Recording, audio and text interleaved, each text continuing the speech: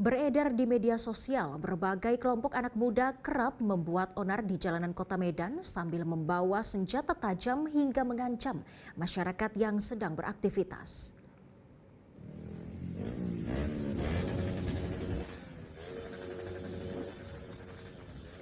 Kelompok geng motor ini terang-terangan buat aksi anarkis di depan umum. Satreskrim Polrestabes Medan menggerebek sebuah rumah yang dijadikan markas kelompok geng motor di Jalan Menteng Raya, Kecamatan Medan Denai. Dari lokasi penggerebekan itu, polisi menangkap 10 orang yang masih berstatus pelajar dan mahasiswa. Para pelaku ini terbukti anarkis di Jalan Diponegoro yang hendak melakukan tawuran dengan kelompok geng motor lain sambil mengacungkan senjata tajam ke orang-orang.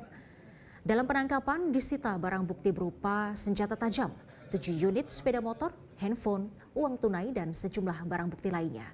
10 orang dibawa ke Mapolrestabes Medan dan penyidik Satreskrim Polrestabes Medan masih melakukan pengembangan untuk mengejar para pelaku lainnya.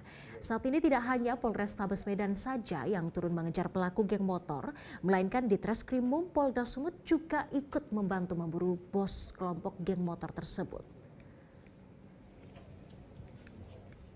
Jelajahi cara baru mendapatkan informasi. Download Metro TV Extend sekarang.